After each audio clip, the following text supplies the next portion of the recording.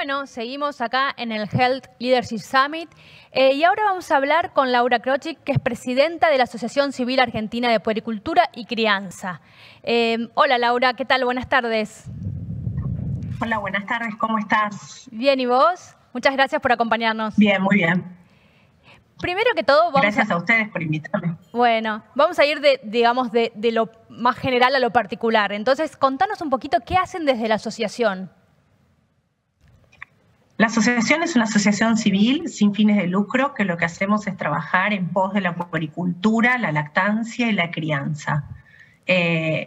Básicamente tenemos una escuela de formación de puericultoras, un postítulo en crianza y brindamos, entre otras cosas, los servicios de puericultura en los hospitales de Cava y de Gran Buenos Aires. Ahora estamos armando el servicio de puericultura de un hospital del interior de nuestro país. Y la idea es esta, ¿no? Llegar a todas las familias con todo lo que tenga que ver con la puericultura y con la crianza y poder brindarles un servicio a quienes no tienen acceso. Un poco la asociación surge de esa manera, ¿no? Surge como una respuesta para las familias que no tienen acceso a tener a sus hijos en lugares privados, donde cuentan de por sí con el servicio de puericultura y, bueno, y ver cómo compensar un poco lo que desde la salud pública no se atiende. Y contanos un poco, porque bueno, dijiste varias veces la palabra puericultura, ¿no? Contanos cuál es la importancia de esto y también porque, como vos decís, que todas las mujeres tengan acceso a esto. Bueno, la puericultura, en realidad la palabra quiere decir cultura del niño, ¿no? La puericultura, las puericultoras, y hablo en femenino porque somos más mujeres que varones, lo que hacemos es acompañar en todo el proceso del embarazo y el nacimiento, la lactancia o la no lactancia. Somos especialistas en lactancia, pero acompañamos el deseo de las mujeres en el momento del nacimiento de sus hijos, de amamantar o no. Igual, de todas maneras, ahora te voy a explicar por qué nos enfocamos en la lactancia materna, ¿no? Por qué entendemos que la puericultura, en realidad, lo importante tiene que ver con esto, con la lactancia materna, y acompañamos en una crianza. La verdad es que lo que creemos es que mientras pongamos más el foco en las crianzas, en el modo de llegar nuestros hijos al mundo, en el modo de criarlos, en el modo de entender a los niños como un sujeto de derecho, algo se va a modificar. Exacto. Entendemos que parte de la sociedad que tenemos tiene que ver con esto, ¿no? Con no ubicar a los niños como sujetos de derechos. Y esto, perdón, la importancia de la puericultura. Perdón, te interrumpí.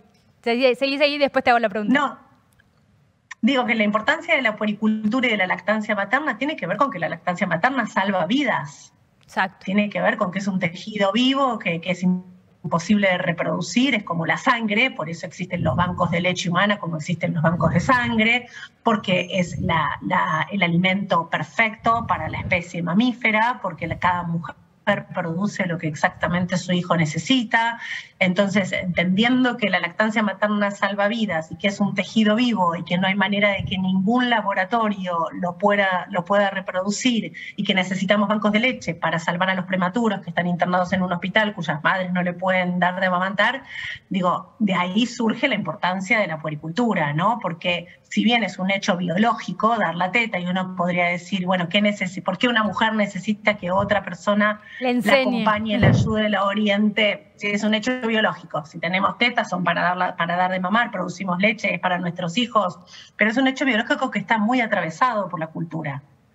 Exacto. Entonces, aparte, también inevitablemente. Vos decís desde lo técnico, médico, digamos, es el alimento perfecto, pero también es como la primera comunicación, ¿no? De la madre con el hijo, o sea, la primera fuera de la panza, ¿no? Ese es como crear ese vínculo que después calculo que tiene que ver en la segunda parte, o sea, en lo de la crianza que vos decís, ¿no? Claro, exactamente. A mí me gusta mucho entender la crianza como en términos de septenios, ¿no? Entonces, lo que ocurre de 0 a 7 años es como fundante de lo que va a suceder de 7 a 14, donde tenés una posibilidad de reformular algo que en el primer septenio no haya quedado muy bien fundado. Luego de 14 a 21 tenés una última chance y a los 21 ya está.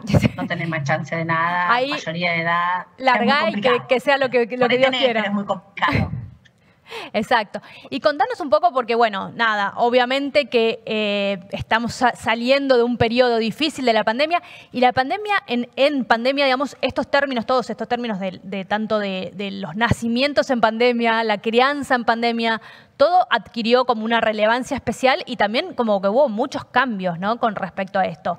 Es decir, todos los padres se volvieron un poco locos en las casas. Contanos un poco esto, ¿qué cambios hubo? Y si ya se puede decir si son positivos o negativos, porque por ahí, nada, uno cataloga, ¿no?, los pone en un casillero y simplemente son cambios.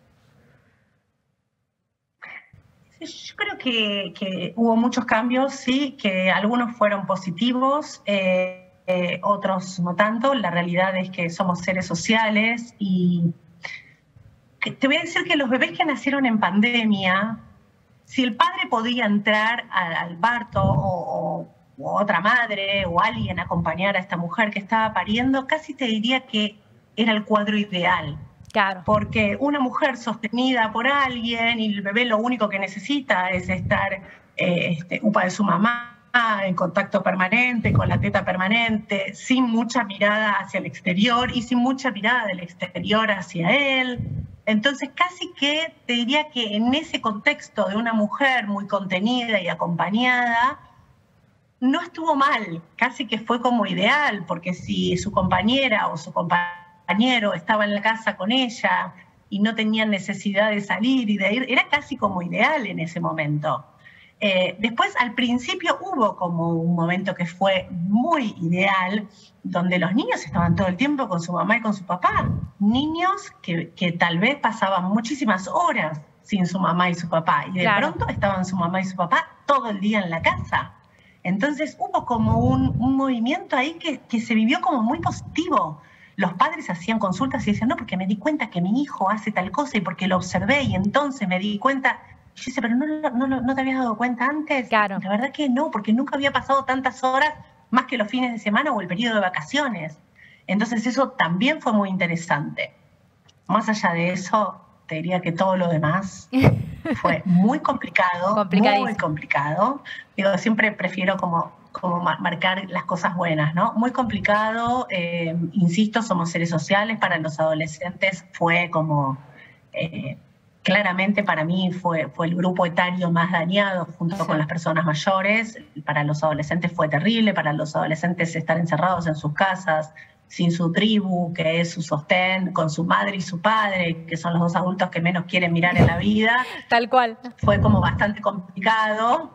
Y ahora estamos viendo muchas consecuencias de eso en los adolescentes y en los niños que estaban en periodos bisagra. Los que entraban al jardín, los que terminaban el jardín, los que entraban a la primaria, los que terminaban la primaria, en ese periodo bisagra que se perdieron los cierres y los inicios como hitos de la historia, y se están viendo las complicaciones, miedos en niños, miedos nuevos, planteos nuevos. ¿Y ya se pueden sacar algunas conclusiones de eso o todavía es muy pronto? Por ejemplo, no sé... yo hablo también a título personal, ¿no? Por ahí la importancia de la comunicación, ¿no? De saber comunicarles la forma de decirle a los chicos lo que estaba sucediendo, que no tuvieran miedo, darles ciertas certidumbres. O sea, me interesan como dos cosas. Una, si hay conclusiones, y dos, ¿qué nos faltó a los argentinos o qué notaste que los argentinos, si se puede saber, tenemos carencias en ese aspecto? No sé, los argentinos, digo, por ahí es muy amplio, ¿no? Pero... Mira, conclusiones todavía no tenemos. Viste que, muy que en realidad se necesitan como muchos años para poder recabar mucha información y hacer como un análisis más exhaustivo y poder sacar conclusiones para... Exacto. Pero yo te diría que lo que trajo esto se puso a la luz algo que quienes trabajamos en crianza lo venimos viendo desde siempre. Digo, siempre supimos que los niños necesitan anticipación, siempre supimos que los niños necesitan la verdad, siempre supimos que un niño acompañado con información clara, precisa en el momento oportuno, es un niño que tiene menos ansiedad, es un niño que responde mejor a la etapa evolutiva que se está esperando que responda. Claro. La realidad es que lo que se vio es que la desprolijidad con la que los adultos nos manejamos con los niños, digo, no estoy hablando de los argentinos y no estoy hablando en general. Lo que pasa es que el mismo adulto no tenía la certeza, entonces no la podía transmitir, ¿no? Exacto. La falta de información que teníamos los adultos nos dejaba en un lugar donde los niños perdieron los referentes. Y esto es lo que se ve. Claro. Lo que se vio fue como un gran agujero del adulto referente que viene, informa, trae un dato claro de lo que vamos a hacer y vamos a hacer esto, no sé, ¿no? Bueno, no nos podemos sacar los barbijos, ahora todos nos sacamos el barbijo, claro. No podemos abrazarnos, ahora ya podemos abrazarnos, ahora otra vez no podemos abrazarnos. Claro. Estas cosas de idas y vueltas son muy complejas en el psiquismo de un niño. Y aprendimos, son más literales. Digo, aprendimos algo como sociedad, mundial, ¿no? O sea, si esto vuelve a pasar, aunque no sea exactamente lo mismo, ¿no? Pero tenemos otra situación así crítica e incierta. ¿Aprendimos algo? ¿Tenemos como un protocolo, si se puede decir? Mira, yo soy una persona, en lo personal, soy una persona muy positiva. Tengo esta tendencia a ver por lo general el vaso medio lleno. Entonces, decirte que no aprendimos sería como... Sí. No sé, ¿cómo no vamos a aprender? Claramente aprendimos, por lo menos los profesionales que estuvimos de este lado sosteniendo y que podíamos ir anticipando y que podíamos ir viendo ciertos patrones de conducta en los niños y decir, cuando pasa esto, después sucede esto y después sucede esto, entonces me tengo que anticipar al punto 1 para no llegar al punto 4 y le tengo que dar a los padres, a los adultos, a quienes están a cargo de estos niños esta información para que esto sea diferente en una próxima situación de pandemia o de catástrofe mundial o lo que fuere. Sin duda aprendimos, pero lo que sucede puertas adentro en cada casa, la realidad es que me parece que tiene que ver más con un trabajo personal. Perfecto. Me parece que cada adulto necesita tomar conciencia de lo que significa estar criando en esta época, de la carga que esto tiene, de la responsabilidad que esto conlleva, de que este niño será un adulto en un abrir y cerrar de ojos. Y entonces, bueno, ¿qué va a pasar? Que lo que yo hago hoy tiene una repercusión en su vida para siempre. Claro. Las cosas que además las neurociencias nos vinieron a traer y nos vinieron a contar y a informarnos respecto de la repercusión que tiene todo lo que hacemos. Hoy no podemos hacer lo mismo y pensar que no pasa nada, y no podemos no aprender. Tenemos la obligación de aprender y la obligación de hacernos cargo y la obligación de decir, bueno, ¿qué hago con esto? ¿No? Ante una situación así, por lo menos pedir ayuda, salir a buscar información, comprar un libro, leer algo. Instruirte. Hay acceso hoy en día, Laura, a todo. Y contame una cosita, porque hay algo que sí sabemos que quedó, es esto del trabajo híbrido, ¿no? Entonces ahora los papás, como vos decís, estamos mucho más en nuestras casas, que tiene lo positivo, pero también tiene, no sé si lo negativo, pero lo de la reestructuración del hogar en ese sentido. ¿Cómo ves eso y qué tips se pueden tener en cuenta para, estar trabajando en tu casa con los chicos a veces o no, en el colegio, pero como esto del trabajo se mete en la casa? Mira, me parece re interesante lo que me planteas. A veces los adultos nos creemos que porque trabajamos en casa estamos con nuestros hijos. Claro. Entonces después les reclamamos a ellos, pero yo estuve todo el día con vos, estuve todo el tiempo en casa. Y la realidad es que estuve todo el tiempo en casa conectada en una computadora, no sé, mis hijos son adultos y ya no viven conmigo, pero si yo tuviera hijos chicos, me verían todo el día atendiendo familias una atrás de la otra, conectada a una computadora. Por ahí en el medio me levanto, voy a la cocina, agarro un té, me sirvo un vaso de agua, me hago un mate, y eso sería lo que me ven. Entonces, lo primero que quiero que quede claro es que no estamos con ellos cuando estamos en casa trabajando. Estamos en casa trabajando, lo cual hace que tal vez por pequeños momentos nos ven, pero estamos en casa trabajando. Entonces, lo ideal sería, si tengo el espacio, si puedo, trabajar en un lugar separado del que están ellos. Es muy difícil para un niño, y cuanto más pequeño, más difícil aún, respetar nuestros momentos de trabajo si nos están viendo. Si yo te estoy viendo que estás ahí sentada y te estoy hablando, ¿por qué no me contestás? No, bueno, porque estoy trabajando, porque en este momento estoy haciendo una entrevista, porque en un rato tengo, no sé, una reunión de trabajo. Entonces, separarse de ellos. Si no puedo, porque no tengo quien se quede, adelantarse a lo que va a suceder. Entonces, darles para después pedirles, mira, vamos a jugar a esto un rato. Cuando termine este juego, yo me voy a conectar en mi computadora. Y por un rato largo, hasta que esta aguja llegue acá, no te voy a poder hablar. Claro. Pero primero le doy el espacio del juego, primero le doy la mirada, primero le doy la atención, después le anticipo lo que va a suceder y después sucede.